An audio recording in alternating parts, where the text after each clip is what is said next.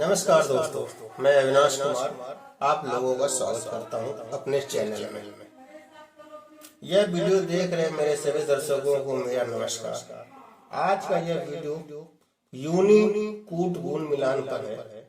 इसे हम लोग यूनि दोष भी कहा जाता है। विवाह से पूर्व जब लड़का या लड़की की जन्म कुंडलियों को मिलान किया जाता है तो इनमें यूनिकूट का विचार किया जाता है। 8 तरह के जो कूट है, 8 तरह के जो गुण है, उनमें से यूनिकूट भी एक गुण है।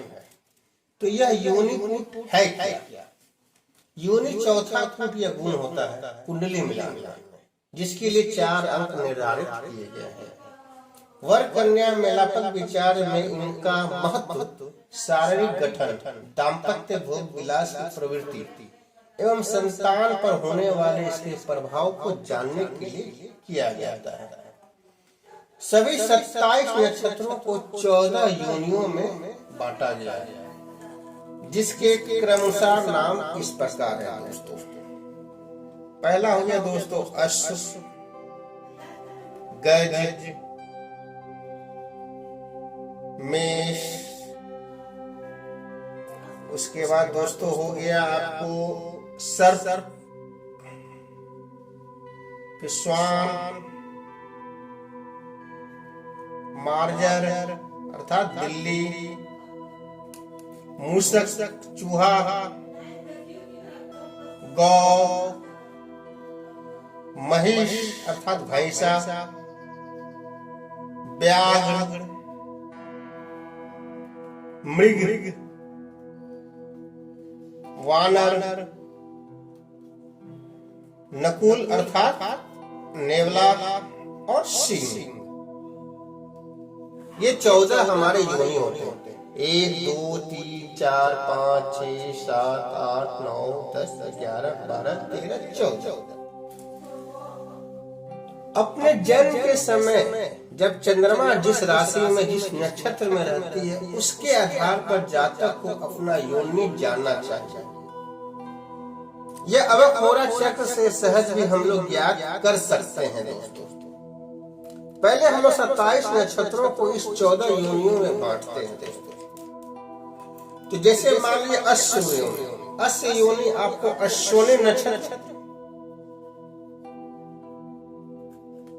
और सप्तमिसा,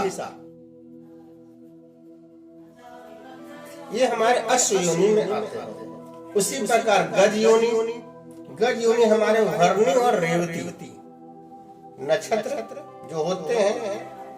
यदि चंद्रमा हमारे जन्म के समय भरणी या रेवती नक्षत्र में होते हैं तो उसका योनि गज होता है। उसी प्रकार दोस्तों मेष, पुष्य और कृतिका आपकी इसकी नक्षत्र होते हैं दोस्तों। सर्प हो गया आपको रोहिणी और मृगशिरा।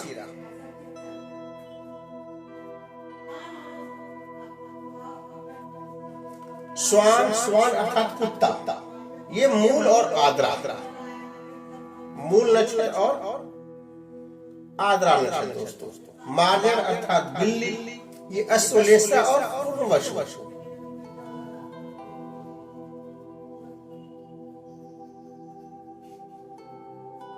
उसी प्रकार मूषक, मूषक हो गया मघा और पूर्वा फाल्गुनी नक्षत्र।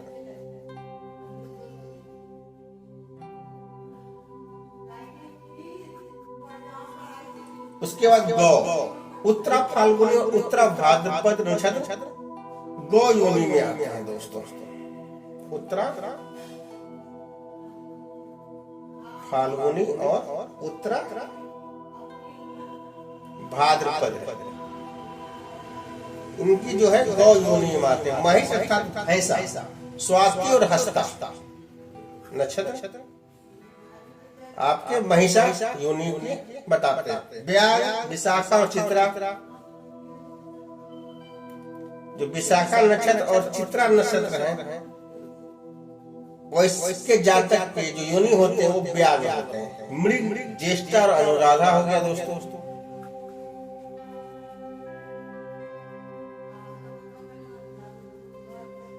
वानर आपको हो गया पूर्वाषाढ़ा और श्रवण।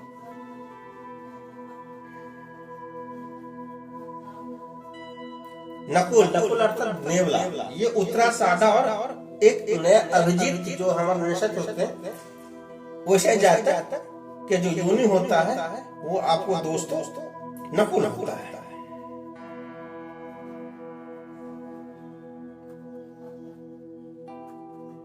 और लास्ट में आगे सिंह जो हमारे योनि होते हैं वो पूर्वाष, भाद्रपद और धनिष्ठ। ये हमारे हो गए 28 नक्षत्र को हम लोग 14 योनियों में वर्गीकृत किया हुआ है। और हम सभी अच्छी तरह से जानते हैं कि जिस भी जातक वर या कन्या का जन्म के समय चंद्रमा जिस राशि जिस नक्षत्र में रहता है उस नक्षत्र में कौन सी योनि है वो उसकी योनि कहलाती है। अब इसमें आप देखिए कि योनि में उन्हें 4 अंक निर्धारित किए गए हैं। ये 4 अंक किस प्रकार उन्हें मिलेंगे? यदि वर या कन्या एक ही योनि हो अर्थात समान योनि, मान लीजिए वर की योनि अश्व हो और कन्या की भी योनि अश्व हो, वर की को जो योनि हो गौ हो, कन्या की भी योनि गौ हो, तो वैसे व्यक्ति को 4 अंक हम लोग निर्धारित करते हैं, मतलब समान योनि। यदि दोनों वर और कन्या के रहे तो 4 अंक हम लोग देते हैं उसको। अब मान लीजिए कि वैसे योनि वर या कन्या की जो योनि हो वो मतलब शुभ मित्र योनि में आए, शुभ मित्र योनि में आए तो हम लोग 3 अंक निर्धारित करते हैं दोस्तों। उसी प्रकार यदि सम मित्र योनि में आए तो हम लोग 2 अंक देते हैं दोस्तों। उसी प्रकार अशुभ सम शत्रु योनि आए, अशुभ सम शत्रु योनि आए तो हम लोग 1 अंक निर्धारित करते हैं। और यदि महाशत्रु योनि अर्थात महावैर योनि यदि आता है तो उसे हम लोग 0 अंक देते हैं। ये हम लोग किस प्रकार समझे कि कौन सा योनि सम, तो हम लोग समझ के यदि वर या कन्या की योनि अश्व हो या वर या कन्या की योनि गज हो, सर्प हो, श्वान हो, मार्जर हो, मूषक हो, कोई भी दोनों की सेम योनि होती है उसे हम लोग समान योनि कहते हैं, उसे हम लोग 4 अंक दे देते हैं। लेकिन शुभ योनि हम कैसे जाने कि शुभ योनि किसे करेंगे? तो जैसे एक एग्जाम्पल लेते हैं, मान लीजिए वर की योनि यदि अश्व है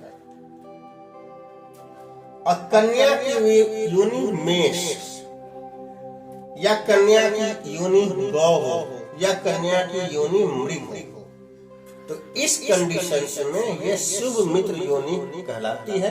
उसे हम लोग 3 अंक निर्धारित करते हैं। फिर से समझिए, यदि वर की योनि अश्व हो और कन्या दोस्तों कन्या का या तो मेष हो या गौ हो और या मृग हो, तो इस दोनों में जो संबंध बनता है दोस्तों उसे हम लोग शुभ मित्र योनि कहते हैं, जिसे हम लोग 3 अंक निर्धारित करते हैं। अब सम योनि किसको कहेंगे? मान लीजिए सेम चीज, यदि वर की योनि अश्व हो, कन्या की योनि गज हो या सर्प हो या मार्जर हो या श्वान हो या मूषक हो या बानर हो या नकुल हो,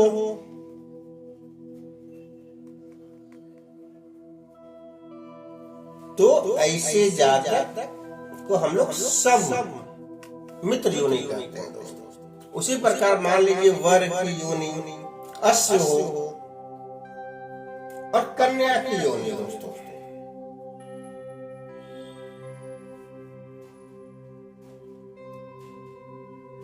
व्याघ्र हो दोस्तों